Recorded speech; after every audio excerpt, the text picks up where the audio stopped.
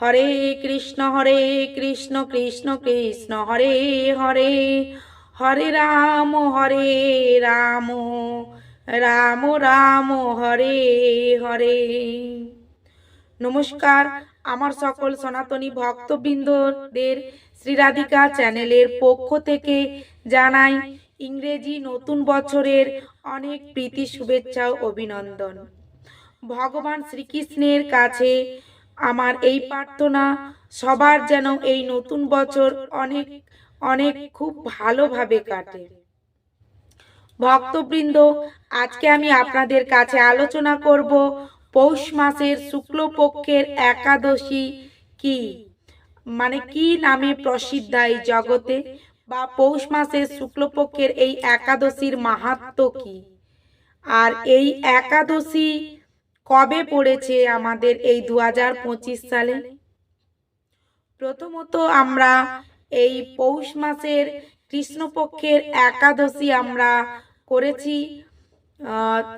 2024 সালের ডিসেম্বর মাসে, কিন্তু আমাদের শুক্লপক্ষের পৌষ মাসের শুক্লপক্ষের একাদশী পড়েছে 2025 সালে জানুয়ারি মাসে।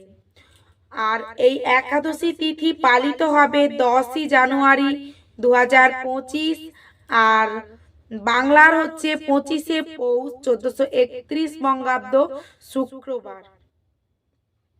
এই একাদশীর কথা মহাভারতে ভগবান স্বয়ং শ্রীকৃষ্ণ নিজেই এর মাহাত্ম্য তিনি যুধিষ্ঠিরকে বর্ণনা করেছেন। এই একাদশীর নাম হচ্ছে পুত্রদা একাদশী। ভক্তবৃন্দ, নাম শুনেই আমাদের মনে হচ্ছে না পুত্র। এই জড় জগতে, মানে এই জগতে আমরা কে না চাই একটি পুত্র কন্যার পিতা মাতা হতে, যে পুত্র আমাদেরকে পিণ্ডদান করে স্বর্গদ্বার দেখাবে। প্রত্যেক পিতা মাতাই চায় এই জগতে যে আমার একটা পুত্র হোক।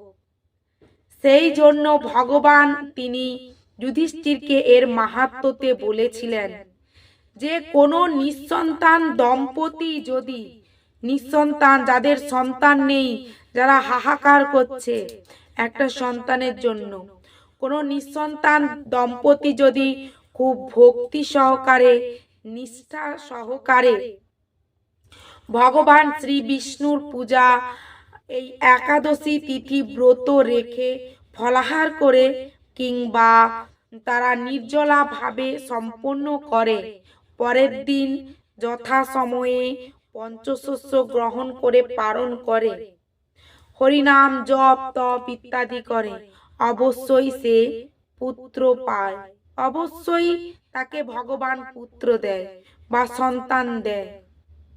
তাই এই একাদশীর নাম হচ্ছে পুত্রদা একাদশী।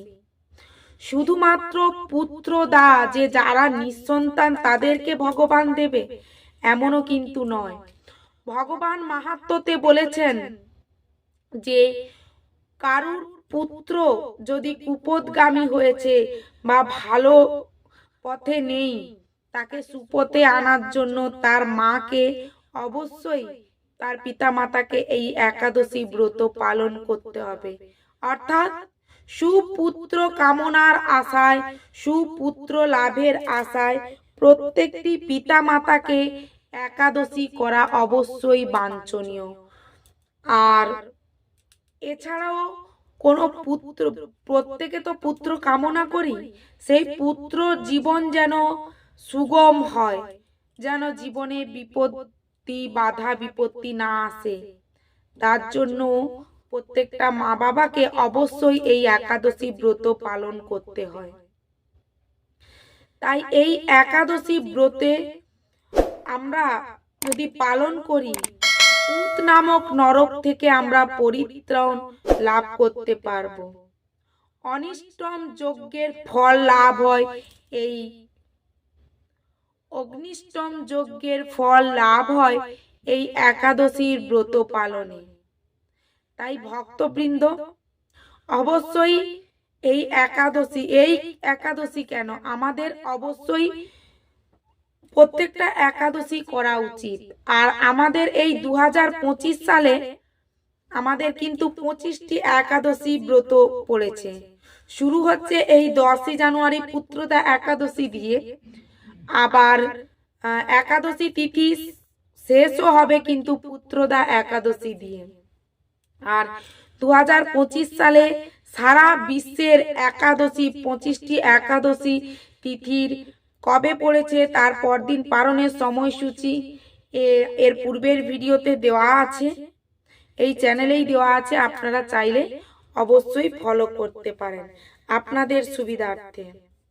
আর যে সমস্ত আমার সনাতনী ভক্তবৃন্দ এখনো একাদশী ব্রত শুরু করেননি বা একাদশী ব্রত করেন না, অবশ্যই ভগবানের কাছে আপনারা সংকল্পবদ্ধ হন বছরের প্রথম দিন থেকে যে আমরা প্রত্যেকটি একাদশী ব্রত নির্জলা সহকারে বা কেউ চাইলে ফলাহার সবজি তরকারি ইত্যাদি সহকারে মানে গ্রহণের দ্বারা আপনারা অবশ্যই একাদশী ব্রত পালন করবেন। ভগবান স্বয়ং শ্রীকৃষ্ণ যুধিষ্ঠিরকে বলেছিলেন যে ভদ্রাবতী রাজ্যে রাজা ছিলেন সুকেতুমান। তিনি বিবাহ করেছিলেন শৈবা নামে এক রাজকন্যাকে। বিবাহের অনেক বছর পরেও কিন্তু তাদের কোনো সন্তান আদি হয়নি।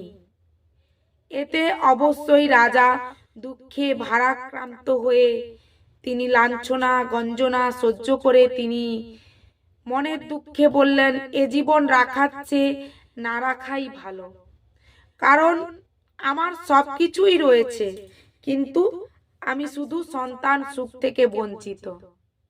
ভগবান সবাইকে সব দিয়েছেন কিন্তু ভগবান শান্তিটা নিজের কাছেই রেখেছেন।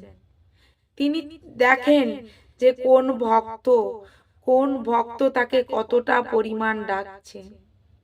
এক্ষেত্রে আবার আমাদের মনে হতে পারে যে যে বেশি হরিনাম করে, যে বেশি ভগবানের নাম জপ করে তাকেই তো বেশি কষ্ট সহ্য করতে হয়। এটা কেন? এটা আমাদের অনেকের মনে হতে পারে, কিন্তু এক্ষেত্রেও যেমন ঠিক তেমনি আমরা আমাদের এই জগতে আমরা বিচার করে দেখি না, আমরা যখন কোনো জহুরির কাছে আমাদের পুরনো সোনা বিক্রি করতে যাই, জহুরির চোখ সে কিন্তু কি করে পুড়িয়ে টুড়িয়ে অনেক রকম কোষ্টি পাথরে যাচাই করে নেয় যে এটা আসল সোনা কিনা। সেরকম ভগবানের ভক্ত হওয়ার জন্য ভগবান তো আমাদেরকে অবশ্যই কোষ্টি পাথরে তিনি যাচাই করবেন যে কত বড় ভক্ত। তিনি প্রথমে কষ্ট দেবেন, দুঃখ দেবেন, তাতেও যদি তার পাশ না ছাড়ে ভক্ত সুদামার মতো, তাহলে ভগবান তখন তার দাস হয়ে যায়। তাই তো আমরা জানি যে ভগবান বলেছেন, যে করে আমার আশ আমি করি তার সর্বনাশ, তবুও যদি না ছাড়ে আমার পাশ আমি হয়ে যাই তার দাসের দাস। মানে ভগবান কোষ্টি পাথরে কষ্ট দিয়ে দিয়ে আমাদেরকে আগে পরীক্ষা করবেন যে আমরা কত বড় ভক্ত হতে পেরেছি। শুধুমাত্র পুজো করলে যে আমরা বড় ভক্ত হব এমন কিন্তু নয়। ভক্তের লক্ষণ কিন্তু সর্বদা মুখে হরিনাম, তার শরীর মন সর্বদা কৃষ্ণ ভাবনায় কৃষ্ণ চেতনায় সর্বদাই মগ্ন থাকবে। যাই হোক ভক্তবৃন্দ, ভগবান এখানে নিজেই বলেছেন যে আমাদেরকে সুপুত্র লাভ করতে গেলে বা নিঃসন্তান দম্পতিগণকে তাদের পুত্র কন্যা সন্তান লাভ করতে গেলে বা এই জড় জগতের থেকে আমরা যখন আমাদের এই প্রাণ পাখি চলে যাবে তখন আমাদের কিন্তু বিচার হবে আমরা কত পুণ্য করেছি বা কত পাপ করেছি।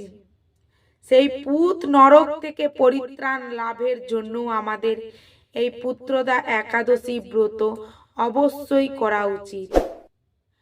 আর এই পুত্রদা একাদশী ব্রত কিভাবে করবেন, কি কি আহার করবেন বা এই ব্রতের সংকল্প মন্ত্র কি, পারণ মন্ত্র কি, ব্রতের ব্রত মাহাত্ম্য কথা, তা সব কিছুই আলোচনা করব এর পরবর্তী ভিডিওতে। কারণ একটি ভিডিওতে সব কিছু দিলে আপনাদেরও ধৈর্য থাকবে না এবং ভিডিও অনেক দীর্ঘায়িত হয়ে যাবে। তাই আজকের ভিডিও এই পর্যন্ত। দেখা হচ্ছে পরবর্তী ভিডিওতে এই পুত্রদা একাদশী সম্পর্কিত আরো অন্যান্য ভিডিও নিয়ে। হরে কৃষ্ণ, রাধে রাধে।